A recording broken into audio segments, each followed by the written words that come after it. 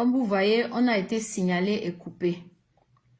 On a été signalé et coupé. Je n'ai jamais compris ça dans le milieu des combattants camerounais en diaspora. Nous avons été signalés et coupés. Pourtant, nous ne nous attaquons à personne. Nous ne nous attaquons à personne. Nous ne disons rien de mauvais. On a été signalés et coupés. Donc, j'essaie de relancer juste pour finir parce que je ne reviendrai pas sur ce sujet. En attendant que les personnes se reconnectent, nous allons écouter une deuxième vidéo que j'avais prévue pour ce direct.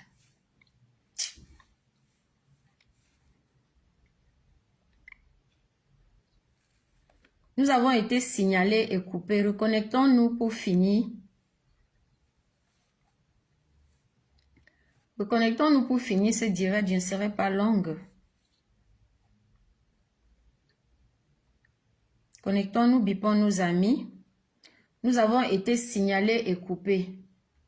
Je pense que nous, chez les femmes indignées, nous ne crions plus sur nos dirigeants parce que nous savons le problème de notre pays. Nous savons les causes des problèmes qui se passent dans notre pays. Et l'un n'est plus à la dénonciation. Maintenant qu'on sait le problème, on connaît les causes, on connaît les effets, qu'est-ce qu'on fait? C'est la question que nous devons nous poser aujourd'hui. Nous n'allons pas passer toute notre vie à nous plaindre et à dénoncer les mêmes choses. Les gens dénoncent aujourd'hui les situations que chez nous, les femmes indignées, ont dénoncées il y a 2 ou 3 ans. C'est ça que d'autres personnes dénoncent aujourd'hui. Mais hier, quand nous dénoncions ces choses-là, les mêmes personnes nous ont signalé. Aujourd'hui, ils reviennent sur notre pas, on dit merci. Maintenant que nous connaissons notre problème, nous savons ce qui se passe chez nous, qu'est-ce qu'on fait? Je vais vous faire écouter cette petite vidéo qui est de Aimé Césaire. Elle dure, je crois, 1 minute ou 2. Écoutons. À mon tour de poser une équation, colonisation égale chosification.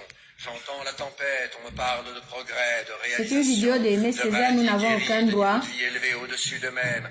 Moi, je parle de sociétés vidées d'elles-mêmes, de cultures piétinées, d'institutions minées, de terres confisquées, de religions assassinées, de magnificence artistique anéantie, d'extraordinaires possibilités supprimées. On me lance à la tête des faits, des statistiques, des kilométrages de routes, de canaux, de chemins de fer. Je parle de millions d'hommes arrachés à leur Dieu, à leur terre, à leurs habitudes, à leur vie, à la vie, à la danse, à la sagesse. Je parle de millions d'hommes à qui l'on a inculqué savamment la peur, le complexe d'infériorité, le tremblement, l'agenouillement, le désespoir, le larbinisme.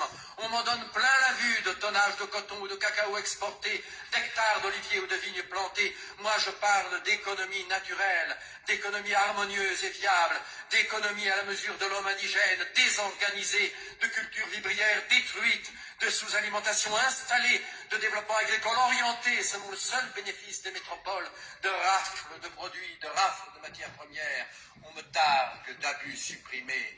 Moi aussi, je parle d'abus, mais pour dire qu'aux anciens, très réels, on en a superposé d'autres, très détestables. On me parle de tyrans locaux mis à la raison, mais je constate qu'en général, ils font très bon ménage avec les nouveaux, et que de ceux-ci aux anciens et vice-versa, il s'est établi au détriment des peuples un circuit de bons services et de complicité. On me parle de civilisation, je parle de prolétarisation et de mystification. Pour ma part, je fais l'apologie systématique des civilisations para-européennes.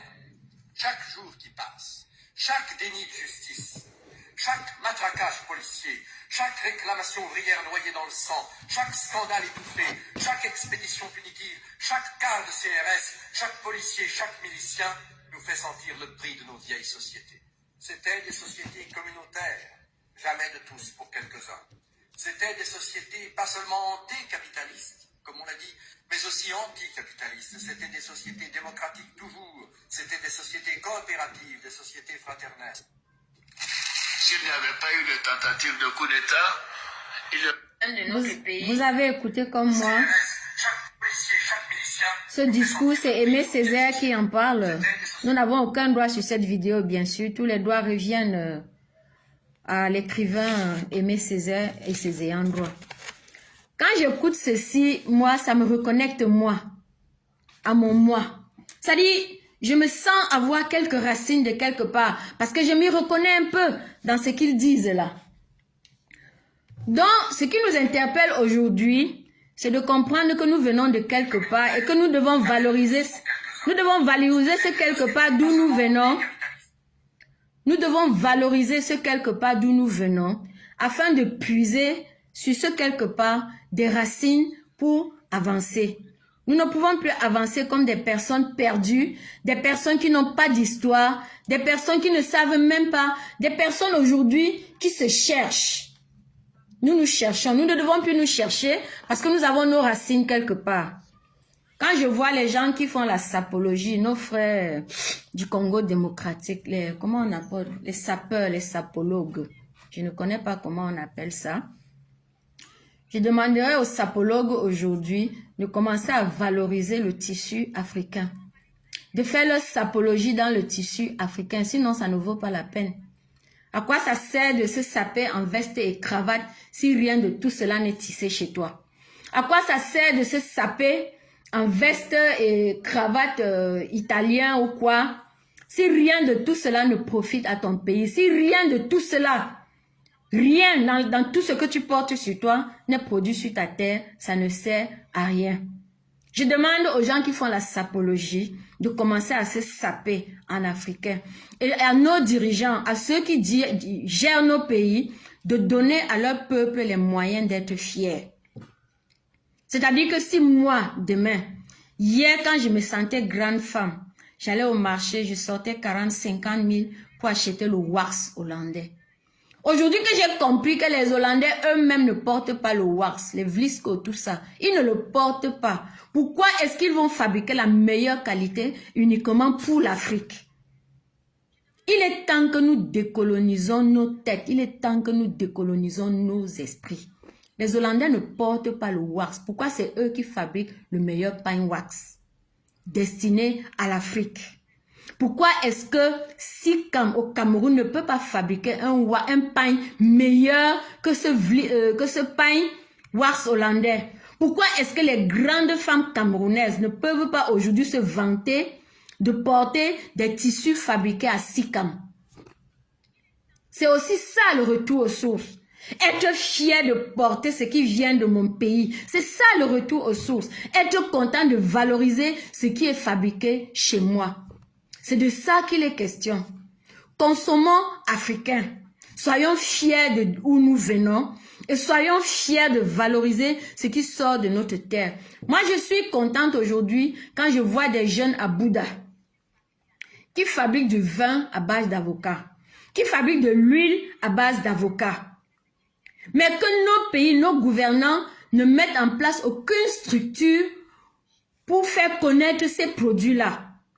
Ce vin à base d'avocat, j'aimerais le goûter. Parce que je sais que l'avocat est produit à Bouddha. Et que des jeunes de Bouddha se sont donné les moyens pour distiller cet avocat et en faire du vin. Même si le produit n'est pas bon dès le départ, l'essentiel c'est d'avoir essayé. Et rien que pour cela, ces enfants doivent être valorisés. Ils doivent être valorisés et encouragés. C'est ce que nous demandons. On ne demande pas le soleil. Aujourd'hui, les dirigeants africains, je ne parle pas seulement des dirigeants camerounais, parce que, avant d'être camerounais, nous sommes des Africains. Je ne parle pas seulement des dirigeants camerounais, parce que les souffrances que nous avons au Cameroun, nous avons les mêmes souffrances dans tous les pays d'Afrique francophone et même au-delà. Nous avons les mêmes souffrances partout en Afrique. Nous souffrons de, comment dirais-je?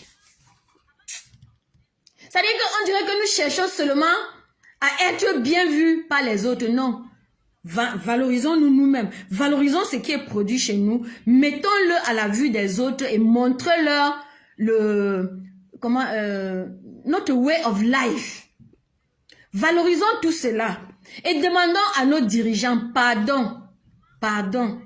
Il est temps que les dirigeants africains soient dignes de tenir les promesses qu'ils ont faites au peuple pendant leurs élections. Si un dirigeant se sent incapable et qu'il quitte, si un dirigeant sent qu'il ne peut pas donner à son pays, de tenir les promesses qu'il a faites pendant les élections, qu'il a fait pour convaincre le peuple de l'élire, de grâce, avec toute la dignité, il doit démissionner.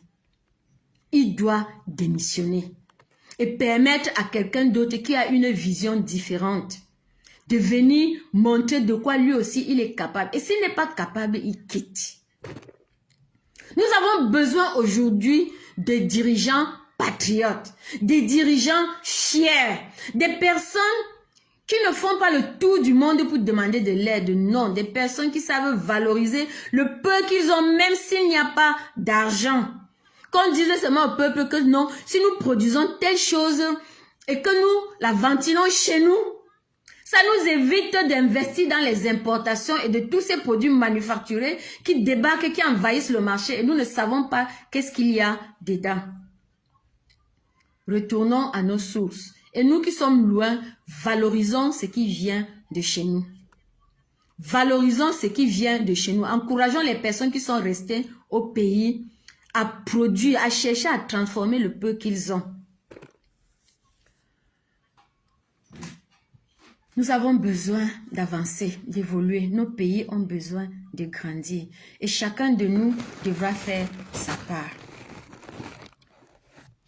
Nous, les femmes indignées, nous voulons encourager une jeune fille au Cameroun. Une jeune fille camerounaise, bon, qui vit à Douala par exemple. Si une jeune fille camerounaise se sent capable d'essayer, on n'est pas obligé de réussir. Hein. Si tu veux essayer de faire des beignets, ce genre de beignets que nous mangeons tous les matins chez nous au Cameroun, nous appelons ça les fombo. Est-ce qu'on peut faire les lefombo avec une autre farine que la farine de blé? Ça, c'est le défi que nous voulons lancer aux jeunes filles, à une jeune fille camerounaise aujourd'hui. Si tu te sens capable d'essayer de faire le lefombo avec la farine de patate douce, par exemple. Par exemple, prendre la farine de patate douce et la mélanger. Bon, pas la farine, parce que déjà, il faut savoir la sécher. La farine de patate douce et la farine de manioc, parce qu'il y a une qui tire et l'autre qui ne tire sûrement pas. Si une fille camerounaise se sent, si elle veut relever le défi, essayez de prendre la farine de manioc non fermentée, mélanger à la farine de patate douce pour faire des lefombo que nous mangeons chez nous là. Si tu te sens capable de relever ce défi, contacte-moi, contacte les femmes indignées en inbox.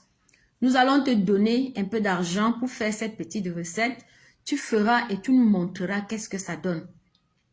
C'est-à-dire que c'est juste pour voir si nous pouvons avoir une alternative à la farine de blé importée. C'est-à-dire que tant que notre pays ne fabrique pas encore la farine de blé, est-ce qu'il y a possibilité au Cameroun de faire les lefombo avec la farine, je vais dire, de patate douce et de manioc? Parce que si c'est le manioc seul, ça va trop tirer. Si c'est la patate douce et le manioc ensemble, ça peut donner une meilleure mie. Est-ce qu'une jeune fille camerounaise se sent capable de relever ce défi? Si oui, contacte les femmes indignées en inbox. Nous allons te donner le peu qu'il faut pour faire cela et tu nous partageras ton expérience. Qu'est-ce que ça a donné? Ce n'est pas obligé que ça réussisse, mais on veut seulement voir s'il est possible de faire ces beignets-là qu'on consomme énormément tous les matins au Cameroun. Je suis sûre que 6 Camerounais sur 10 mangent ce beignet le matin. 6 familles camerounaises sur 10 minimum achètent ces beignets pour leurs enfants tous les matins en allant à l'école. Est-ce qu'il y a possibilité de le faire avec une farine qui produite pour le moment sur place au Cameroun? En attendant que les grands entrepreneurs lancent la culture du blé au Cameroun, est-ce qu'il y a possibilité de faire ces beignets de lefombo que nous mangeons tous au Cameroun, avec lesquels nous avons grandi, avec une farine autre que la farine de blé?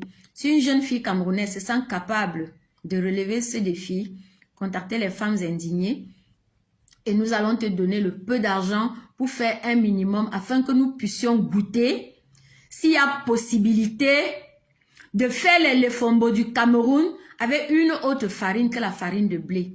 Parce que la patate pousse chez nous, le manioc pousse chez nous. Si on découpe la patate, on sèche, on écrase, ça fait de la farine. Le manioc déjà est transformé en farine. Mais il s'agit ici de le faire avec la farine de manioc non fermentée. Non fermentée, pour voir qu'est-ce que ça donne. Pour voir qu'est-ce que ça donne. Donc si une jeune fille camerounaise veut relever ce défi, contacte les femmes indignées et nous te dirons comment procéder. Petit à petit, nous allons apprendre dans nos pays à vivre avec ce que nous avons et ne plus attendre les importations qui viennent de l'étranger. Comme ça, demain, quand un président du Cameroun ira emprunter pour acheter du blé, il comprendra lui-même qu'il a échoué parce qu'il aurait dû promouvoir la culture de certains féculents ou céréales au pays afin que nous puissions les transformer en farine et fabriquer et faire nos beignets avec. La farine de maïs. Ici, le pain à la farine de maïs coûte plus cher que le pain à la farine de blé. Pourquoi est-ce que chez nous, on ne peut pas produire de façon intensive la farine de maïs et faire notre pain avec cette farine qui en plus est sans gluten, donc elle ne fait pas grossir?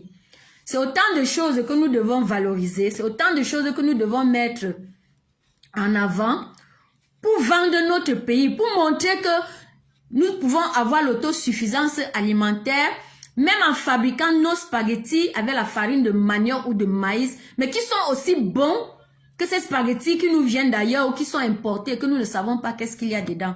C'est de ça qu'il est question maintenant. En attendant, bien sûr, que nos dirigeants prennent leurs responsabilités. Je vais m'arrêter là ce soir et j'espère vraiment qu'une jeune fille camerounaise vivant au Cameroun aura cette envie d'essayer quelque chose de différent, c'est-à-dire de faire nos beignets à Tchomolé Fombo, comme on dit, avec une farine différente que la farine de blé. Je vous dis donc merci pour ceux qui sont restés jusqu'à la fin. On a été coupé et merci pour ceux qui sont revenus. Ne nous occupons pas du nombre de personnes parce que quand je regarde, il y a plus de personnes à la porte qu'à l'intérieur. Et certains téléphones, en face de moi, j'ai 2, sur l'autre téléphone, j'ai 6. Donc, on ne sait pas qu'est-ce que Facebook fait, mais l'essentiel pour nous tous, c'est de rester focalisés et de comprendre que notre vrai héritage, notre seul héritage, ce sont nos pays, c'est là où notre cordon ombilical est enterré. Et que nous devons nous battre pour être nous-mêmes et non plus essayer de ressembler à d'autres. Nous ne leur ressemblerons jamais. Autant valoriser ce que nous sommes. Autant montrer que je suis fière. Je suis fière d'où je viens. Et d'où je viens, voilà ce qu'on fait chez nous. Voilà comment nous mangeons chez nous. Merci aux futurs dirigeants camerounais qui penseront au bien-être des Camerounais et qui aideront la jeunesse camerounaise à se valoriser et à être fiers. Et ne plus aller mourir, ne plus aller nourrir les poissons dans le ventre de la Méditerranée et de l'Atlantique. Merci à tous. Je vous donne rendez-vous dimanche prochain à 17 h sur cette même page des femmes indignées d'Anap. Merci.